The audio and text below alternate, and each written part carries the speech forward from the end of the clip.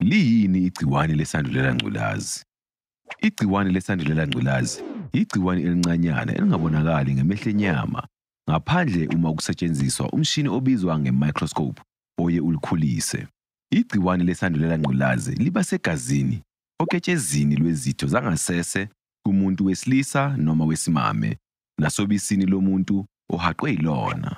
Umzimba unama-cells amancanyana aqaphayo, abuye aziwe nge-CD4 cells. Lama cells alwisana namagciwane azama ukungena emzimbeni bese ebanga ukugula.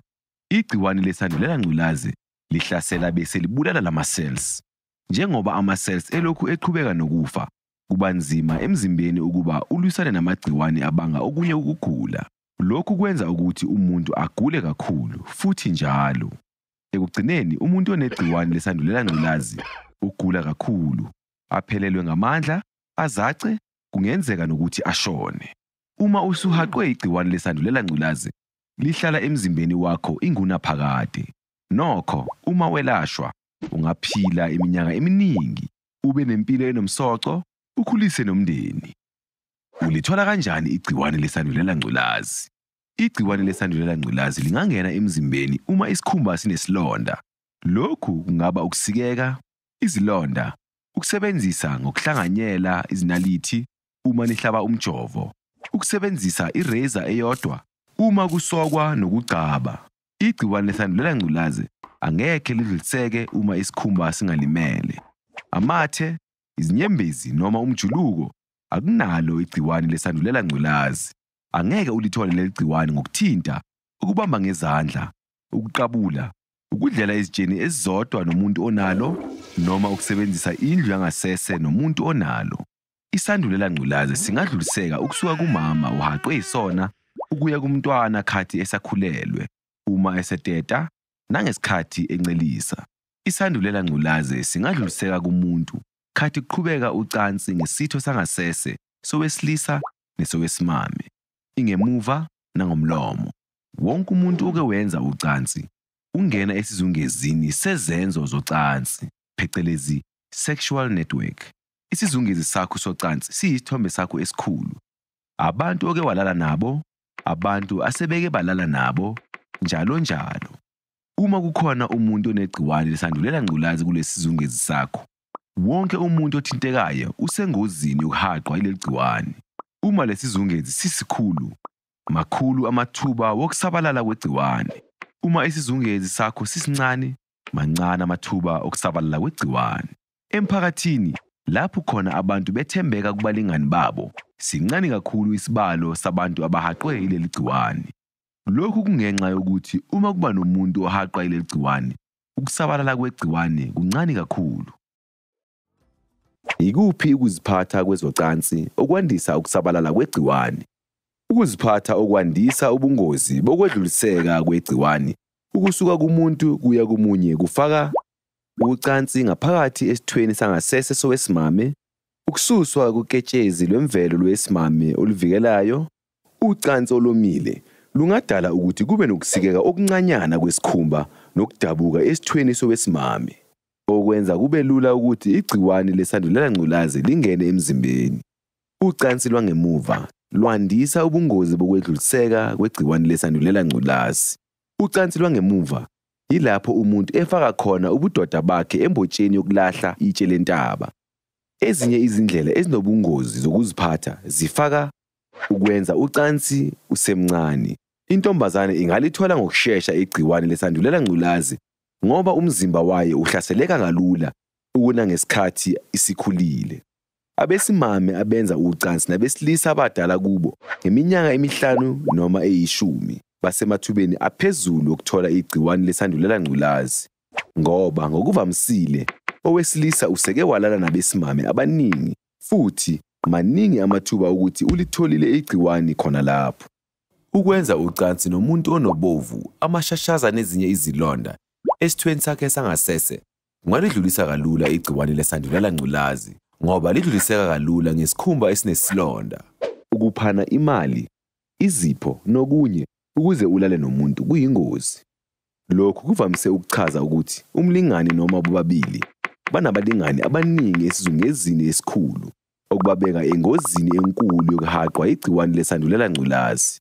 Ukuphuza uphuzo oludakayo noma ukusebenzisa insango noma izidakamizwa ngaphambi kokwenza ucansi kungenza ukuthi abantu bazifake engozini abazozisola ngayo ekuhambeni kwesikhathi.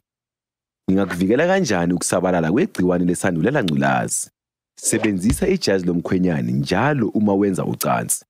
Ijazi lomkhwenyana lisebenza ukuvimba ukushintshana koketshezi ngokwenza ungwengwezi oluvimbayo. Gqugquzela abantu abaphakathi kweminyaka ewu-13 nengu-19 ekutheni balinde ukwenza ucansi baze babe badala.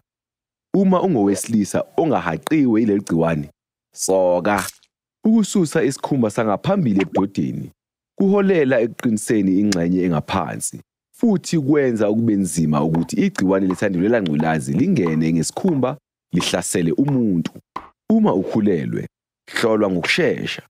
Uma unegciwane lesandulela ngculazi, thola iseluleko kumtholampilo ngokuthi uyisebenzisa kanjani imishanguzo ukuvikela ukudlulisela emntwaneni uma ukhulelwe. Nangesikhathi usuteta nalapho usuncelisa. Bambelela kumlingani oyedwa bese ulindela ukuthi umlingani wakho athembeke kuwe. Ukwenza ucansi nomuntu oyedwa nokuhlala wethembekile kuyena kwehlisa kakhulu amathuba okusabalala kwegciwane lesandulela ngculazi. Kungani kumele ngihlolelwe igciwane lesandulela ngculazi? Abantu abaningi abanegciwane lesandulela ngculazi babukeka bephile kahle futhi abaqale babe nezimpawu zegciwane eminyakeni emihlanu behlabekile. Basangadlulisela igciwane kwabanye abantu. Ukuhlolwa iyona kuphela indlela yokuthola ukuthi unalo na. Kubaluleke kakhulu ukwazi isimo segciwane lesandulela ngculazi. Kumele uhlolelwe leli gciwane usaphila kahle. Ukulinda ukuhlolwa uma igciwane selikugulisile kwenza kube nzima ukulelapha. Ubani okumele ahlolwe? Wonke umuntu oke wenza ucansi kumele ahlolwe. Uma wenza ucansi, ngisho ngabe nomuntu oyedwa, kumele uhlolwe okungenani kanye ngonyaka.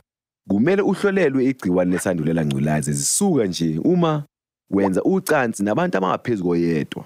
Usola ukuthi umuntu olokhu wenza naye ucansi wenza ucansi nomunye umuntu noma ukhulelwe. Ngakho-ke, ungazivikela nomntanakho. Kungani ukuhlola kubaluleke kangaka? Uma unegciwane lesandulela ngculazi, kepha ungazi, futhi ungahlolwa noma ungelashwa, ungaphila iminyaka elishumi kuphela emva kokuhaqwa yilona. Abantu abaningi baphathwa izifo eziningi. Ungaze wedlulisele igciwane ngisho kwabathandiweyo bakho ngaphandle kokwazi. Okubi kakhulu, uma ushona izingane zakho angeke zibe namnakekeli. Uma wazi ukuthi usunegciwane lesandulela ngculazi, ungathola imishanguzo ebiza ngokuthi ngama-ARVs engakusiza uphile isikhathi eside futhi ukusize ukwehlisa ukudlulisela igciwane kwabanye. Kwenziwa kanjani ukuhlolwa? Ukuhlolelwa igciwane lesandulela ngculazi akwesabisi njengoba abantu abaningi becabanga. Ukuhlola kuyashesha, kuphephile futhi kulula. Umuntu okuhlolela igciwane lesandulela ngculazi kumele akunike ithuba lokubuza imibuzo, khona uzothola ulwazi. Ukuhlolwa kungaqhubeka uma usuvumile. Uhlelo luyashesha futhi lulula. Umunwe wakho uyahlanzwa bese kusetshenziswa inalithi entsha ukukuhlaba emunweni khona uzokopha. Le nalithi isetshenziswa kanye bese iyalahlwa. Ukuhlola kwegazi okusheshayo kuthatha imizuzwana ukukhipha imiphumela. Ngakho-ke, uzokwazi masinya ngesimo sakho. Uma uthola ukuthi unegciwane, uphinda uhlolwe ukuhlolisisa isimo sakho. Ungatshela noma ngubani ngesimo sakho sesandulela ngculazi. Kodwa umuntu ohlolayo akavumelekile ukutshela abantu ngaphandle kwemvume yakho. Kumele wenzeni uma ungenalo igciwane lesandulela ngculazi? Yazi izinyathelo okumele uzithathe ukunciphisa amathuba okutheleleka. Zigweme ucansini noma usebenzise ijazi lomkhwenyana njalo uma wenza ucansi. Abantu abasanda kuhaqwa igciwane kungenzeka bethola imiphumela ekhomba ukungabi nagciwane emzimbeni. Kumele uphinde uhlolwe emakhathaleni. Umuntu okuhlolayo engakweluleka ngokuthi kumele uphinde uhlolwe nini futhi. Kuncika ekutheni usengozini kangakanani. Noma kanjani, uma wenza ucansi, kumele uhlolwe okungenani kanye ngonyaka. Kumele wenzeni uma usunegciwane lesandulela ngculazi?